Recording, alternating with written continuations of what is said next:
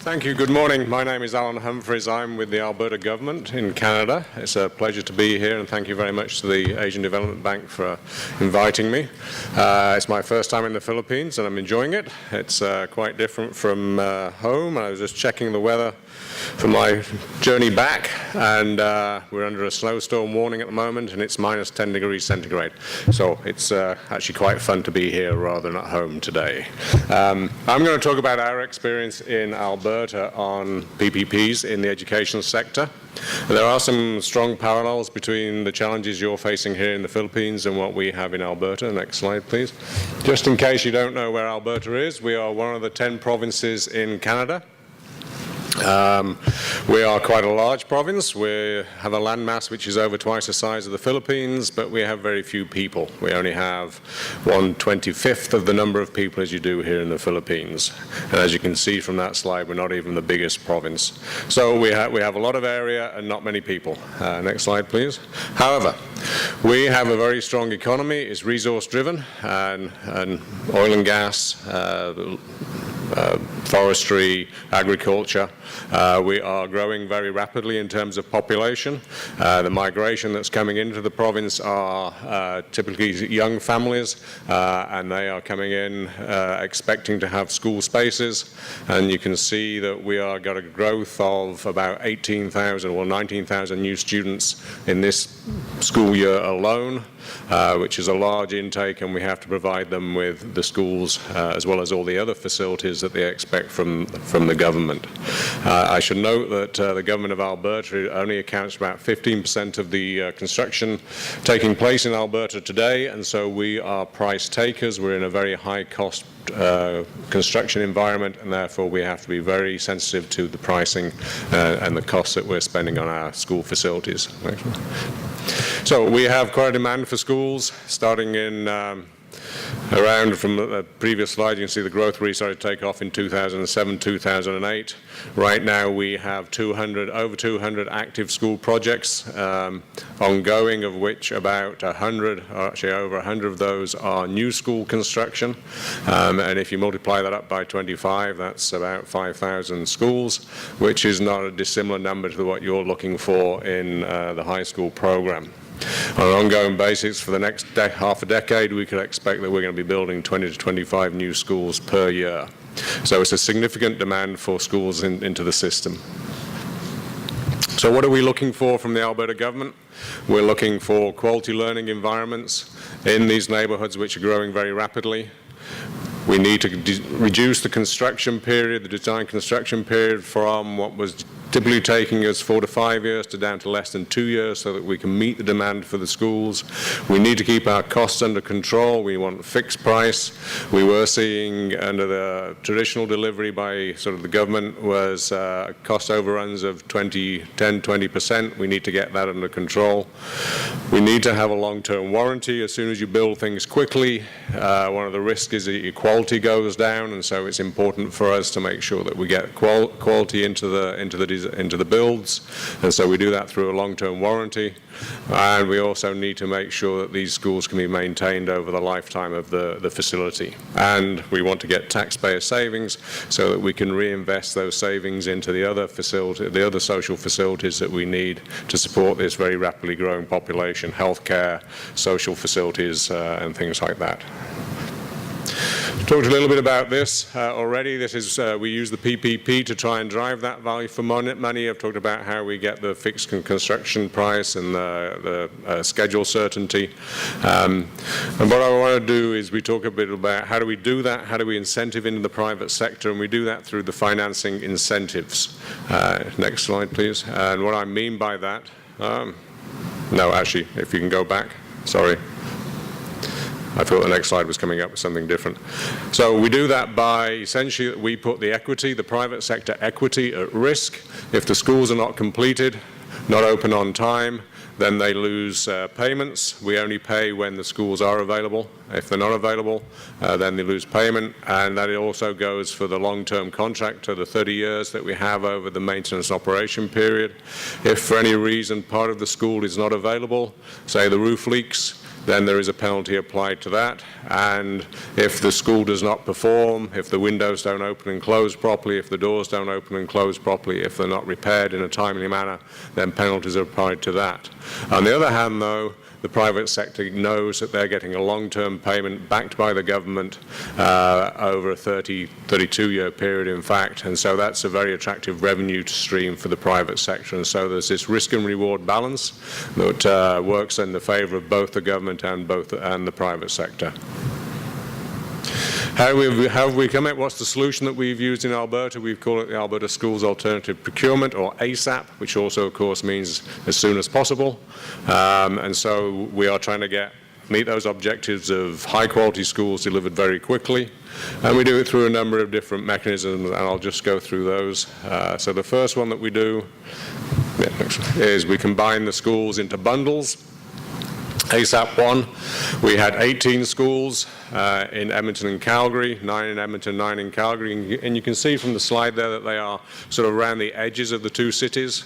Edmonton and Calgary, the biggest cities in Alberta, and you can see that they're around the edges where we're getting the very rapid growth, where the new neighborhoods are going in. We actually fast-tracked that construction, or that whole process. We announced the program in July of 2007. The schools are actually open for students, or they were handed over in June of 2010, and they opened for students in September of 2010, the start of the 2010 school year. So it was a very rapid process that we went through. And one of the advantages of bundling the schools is that you get a lot of efficiencies in the construction process and the project management process by the private sector. We also use what we call a standard core school design.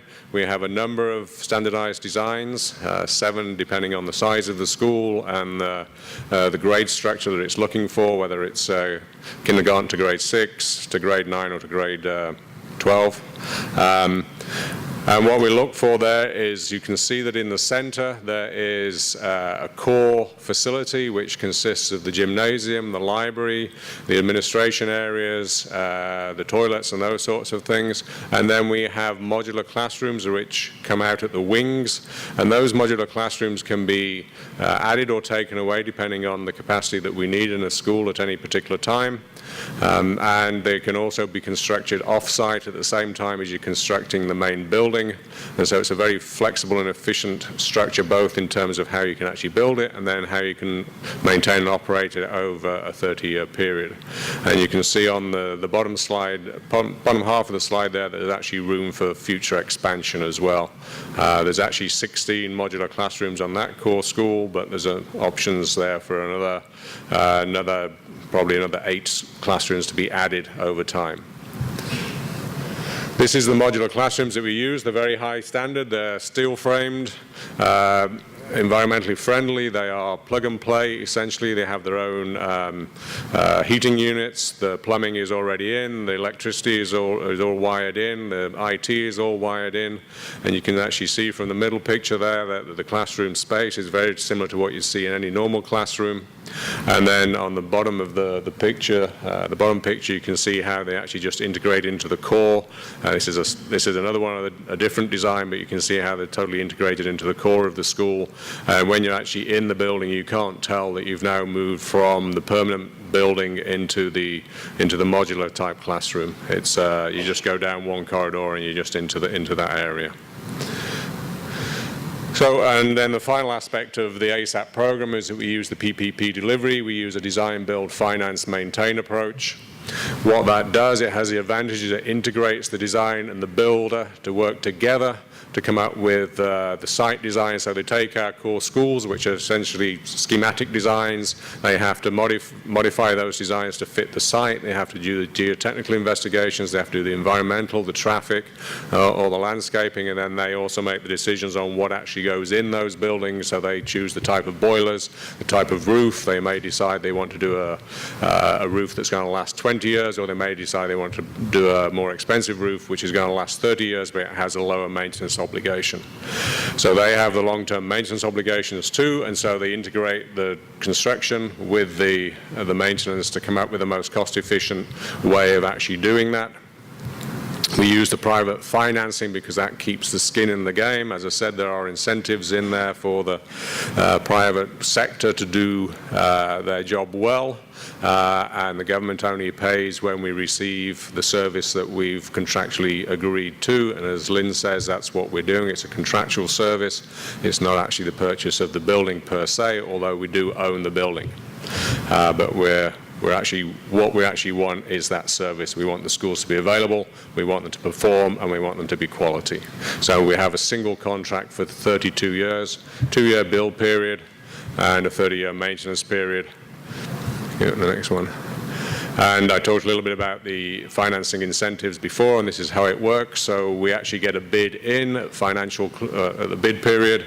We get 360 equal payments, 1 payment per month. So the capital payment is fixed for that 360 periods, and providing the school is open and it's available, he gets that payment every single month. So that's a bit like your loan or your mortgage payment. There is no escalation of price for that. It's a fixed price that we get for 30 years. They only start when the school is available. If he misses the availability date, then he gets penalized for every single day that he is late. Those payments are reduced appropriately, and there's no way that he can ever regain that payment that is lost, and therefore it is a very big financial incentive to get the bill done on time and on schedule. And then on the maintenance side, as I say, if the school is not available or part of the school is not available for any reason during that 30-year period, roof leaks, heating's not working in the middle of winter, whatever it may be, there is a penalty that is applied, and depending on exactly when the failure occurs and how much of the school is affected, then the penalty can be fairly substantive. During the examination periods, if this part of the school is not available, and it's $30,000 a day penalty, which is a significant penalty. Similarly, if they don't do the repairs for whatever reason, then there's penalties applied to that as well. And if the contractor at any point during the 32 years walks away from the deal, then the government stops paying because we're no longer receiving the service, and we can use the money that we have available to bring on somebody else to run that particular school. How do we go through the process? Very similar to what we heard in the first presentation. We do an open competitive process. The request for qualifications is open to anybody in the world. They can bid, and we do get international bidders. We pick the 3 best qualified ones, so we go through the pre-qualification process, we get the best teams. 3 best teams, we go through a request for proposal process. We have a standard contract that's been mentioned earlier. We now have a very well-known standard contract that the industry is very familiar with and very comfortable with. We have the collaborative meetings that we heard about, where we actually sit down with the proponents and we discuss their designs and how they're adapting the core schools to meet the particular needs of that site. We work with them through that process, and once we have that, we say yes, their bid is technically acceptable, and then they give us the financial bid, and we just choose on the lowest net present value on those bids that they give us, those 360 payments that they give us. And once they've been accepted as the lowest bid, they must reach financial close within 60 days, which is a very tight time frame, otherwise they lose a substantial bid deposit. How are these structured? So we have a single contract between the Alberta government and the PPP contractor. That's the green portion. We also, as a government, we may enter contracts with the school boards for their obligations that they have to do, which is to provide the teaching and the program delivery.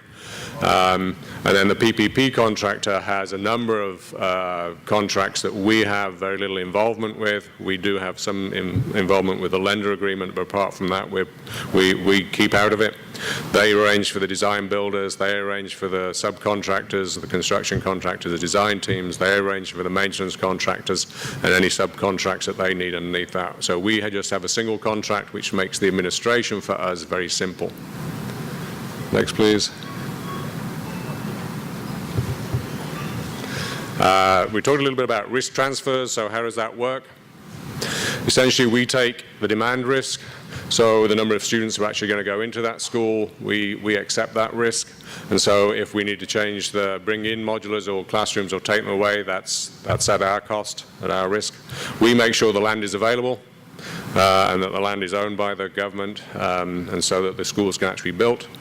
We take the risk for the design of the standard core because that's the schematics that we've come up with. If we've made an error in that, then obviously that's our fault and we should take that risk. But after that, it's up to the contractor. It's their responsibility to modify those designs to fit the site. They take the risks around that. They take the risks around the construction. They take the risks around the building maintenance. And they take the risks around the financing. We guarantee to pay over the 32 years, providing that they perform, and so we take the funding risk. And we take the school operations, so we provide the teachers within the schools. How many have we done through this? We've done, so we've got 40 schools which have been opened. Every single school was opened on time, on budget. And if you scale that up, 40 times 25 is a significant number of schools, if you put it into the Philippine perspective. And we have 2014, we have another 19 schools. A significant number of students as well to meet the demand. And did we achieve value for money out of this program? Yes, we have. We have saved 12% compared to what it would have cost us just as normally as the government. So that's $230 million on a $2 billion approximate project, and that's $230 million that we can invest in other services to the Alberta taxpayers, whether it's in the healthcare system or in the social, in some of the other social infrastructures that we have. You'll note that ASAP 4 we actually didn't achieve. We only achieved a negative $14 million, and that's because the bundling was very spread out for that. The 19 schools were spread across the whole half of the lower half of the province, which is a very big area, and so that the contractor lost the efficiencies that we had in the earlier bundles. And so that's one of the lessons that we've learned.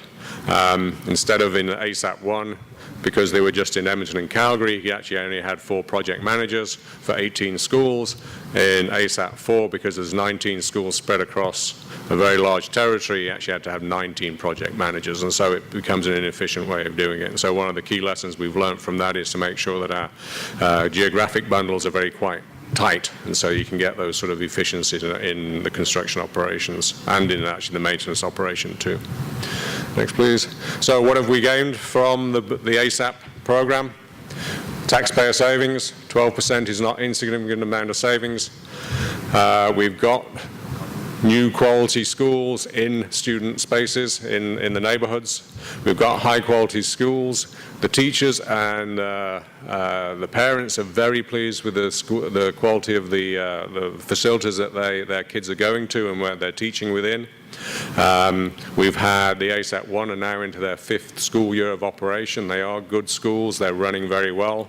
They are community responsibility, and so that as you develop a new neighborhood, we actually now have a community facility within that neighborhood that can be used out of school hours for the gymnasium can be used for all, for basketball tournaments or for soccer, indoor soccer. The library can be used as a library, and it can also be used as a meeting space for the communities and things like that. And so we have a community hub, which is great for a new neighborhood. It gives a sense of, a sense of community to that new area. And because it's a long-term program, we've got a very attractive workload for contractors, and they can grow their business. And in fact, we've seen that. PCL, which is one of our local contractors from Edmonton, is now operating in Australia as well. And so they've been able to grow their business because of the stability that we've been able to offer through this kind of a program. So essentially, at the end of the day, we get well-built, well-maintained schools that really do exceed the community and parent expectations. Thank you. I think we're having questions later on.